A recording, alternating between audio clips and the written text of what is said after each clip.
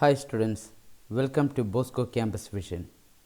I am Shankar Ganesh, Assistant Professor, Department of Computer Application, Don Bosco College, Kottayam. I am delighted to present a lecture on the topic Application Phase and Organization Learning, which comes under the fourth module of Information Systems and Knowledge Management. This lecture is meant for Semester 5 BCA course of Kerala University. In this lecture, we are going to discuss building a learning organization.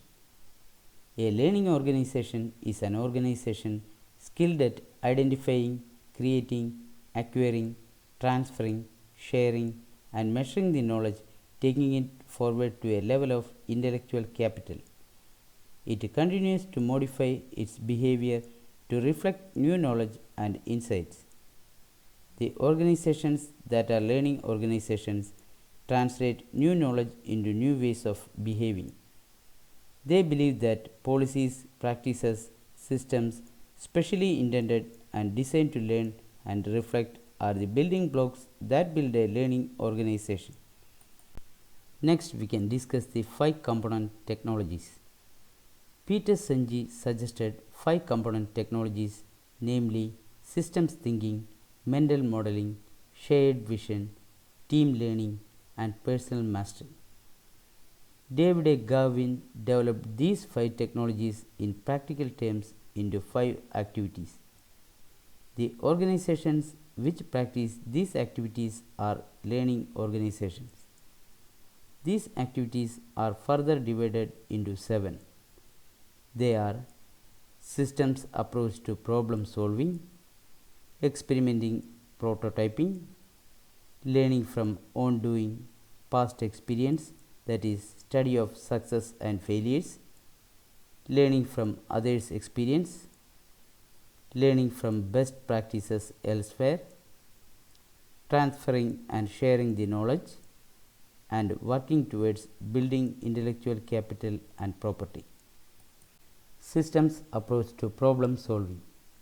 The systems approach to problem solving calls for systematic thinking of decision making to solve the problem. The model is a 3-step approach to make a decision in a problem situation.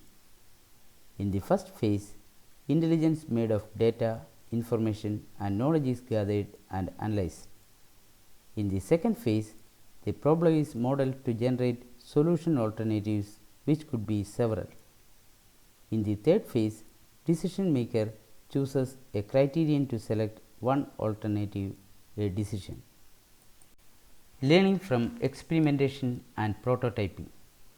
Experimentation is an activity undertaken by the organizations where identified knowledge needs to be tested and validated before it is taken into creative process and acquisition. If knowledge passes the test and checks for validation, only then is taken into store for using it directly or along with other knowledge entities. Prototyping approach is taken when knowledge is not totally newfound but needs to be tested, as there is some risk in using it directly. Such knowledge is used in prototype, which could be a product or process or technology. The prototype approach saves time and cost and controls the risk of implementation when implemented subsequently. Experimenting and prototyping approach is taken when knowledge is unique in nature and its application may turn out to be innovative. Learning from experience. Learning organizations periodically review and research into successes and failures. Normally, successes are few and failures are more. In all cases, lots of revelations emerge, new insights and directions are found. This is a new learning of strength useful for incorporating into the knowledge base.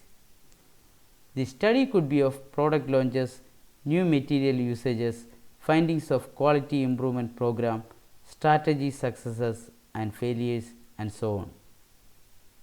The organizations bringing out the products at frequent intervals rely on the experience of launching new products. They have large knowledge base about design, technology, process design, material and material sciences. Learning from others' experience. The learning organizations make special efforts and step out to capture knowledge from various sources outside it. The learning organizations ensure that employees participate in these events and bring home new knowledge, innovative ideas, prospects of new business opportunities, and so on. Many times, learning from others breaks deadlocks and bottlenecks. Transferring and sharing the knowledge. Learning organizations are very strong in transferring and sharing knowledge with all centers of work. The network infrastructure of knowledge worker is in place over and above the communication and data flow network. It is very difficult to become knowledgeable in a passive way. Knowledge may be transferred, but it may not be digested so as to reap the benefits.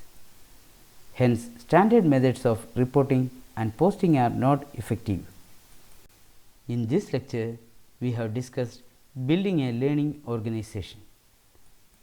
Hope all of you have understood the lecture. Thank you.